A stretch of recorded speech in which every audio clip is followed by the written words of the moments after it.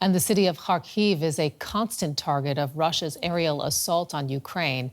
Sitting close to the Russian border, it has come under repeated attack in almost 2 years of war. DW correspondent Max Zander traveled to the city and met residents who have chosen to remain there, living a life under fire. The Russians say they target military facilities here in Kharkiv. But every so often, these turn out to be hotels and homes. People who've remained here have seen almost 2 years of attacks. And at night, sometimes you don't sleep. I hear bang, I put a blanket over my head. I was just sitting at work yesterday, and I heard a bang. And I just kept working. I mean, there's nothing left to touch me inside.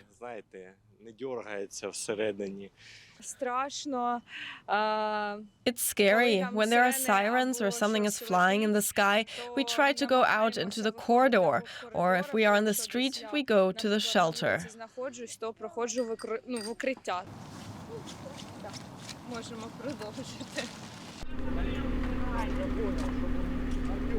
This is how a quiet night watching television ended for an elderly couple living here in Kharkiv.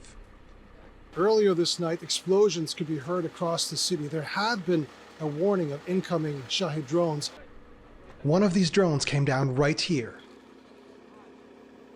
From house fires to drone attacks, firefighters here have adapted their skills in saving people and trying to limit damage to property. Their jobs always came with a personal risk, but that's gotten worse. I'm worried. We are worried. We alert the personnel when the alarm goes off for everyone to take cover, because there have been incidents of double-tap attacks, and unfortunately, this resulted in the loss of our personnel. Double-tap attacks. Waiting for responders to arrive and then hitting them. A common Russian tactic.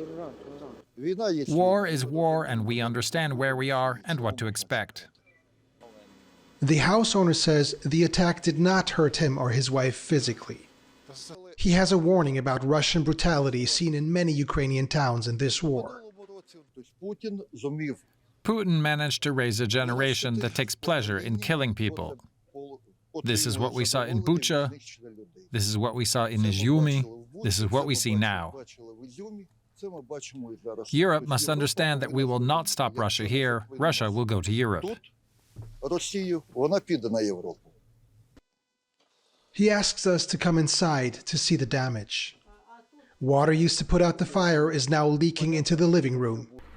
The roof is gone. Their home is wrecked. Outside, deminers are inspecting what appears to be the drone's engine. It may end up here, Kharkiv's missile graveyard. It's full of pieces taken from attack sites.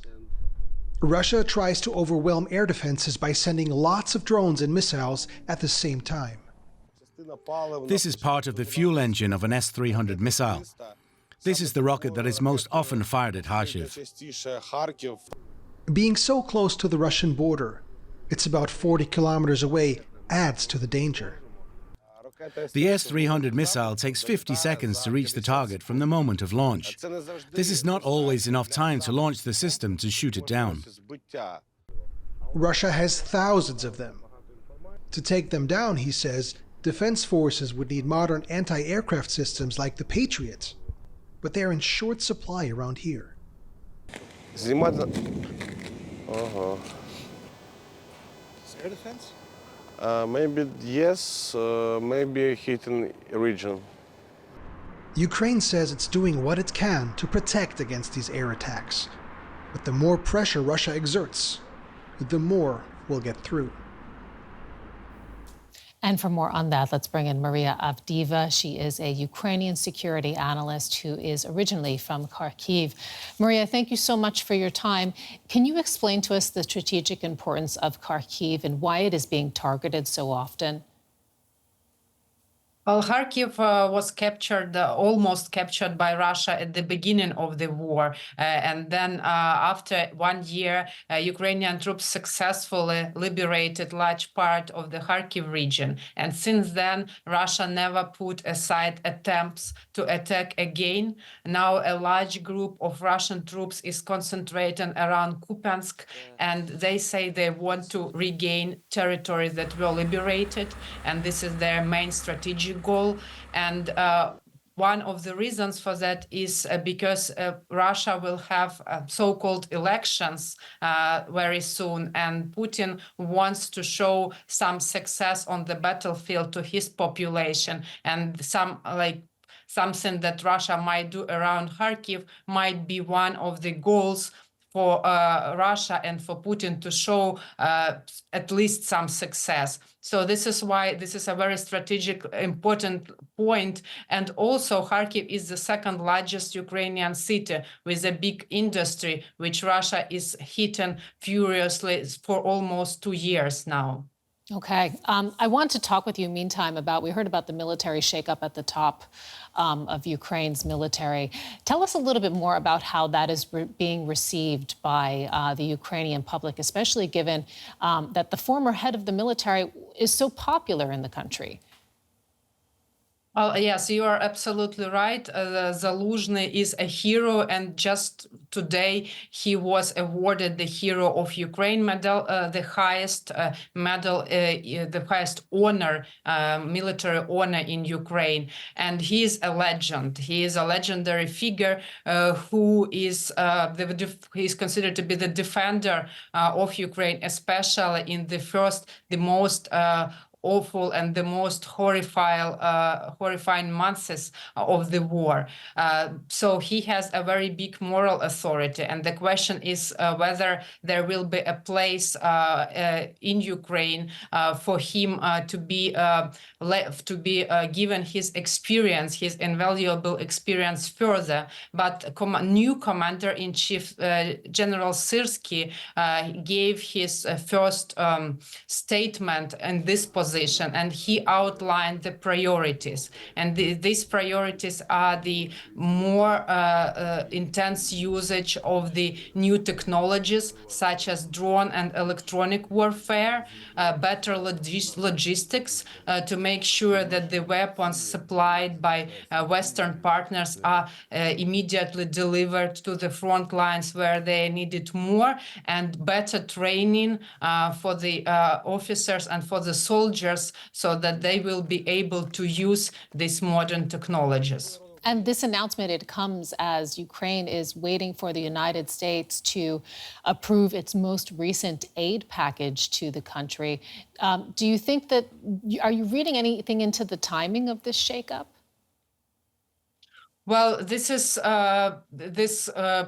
aid package is critically needed for Ukraine.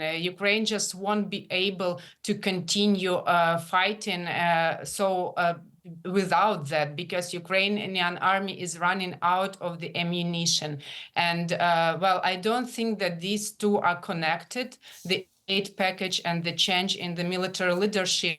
Actually, the change of the commander-in-chief was discussed previously, and I think Zaluzhny was already knowing that this will happen. So the moment was chosen now, but this will not shake up the war strategy of Ukraine, because General Syrsky was actually the one who was defending Kharkiv and who was the general in charge of that part of the Ukrainian military command.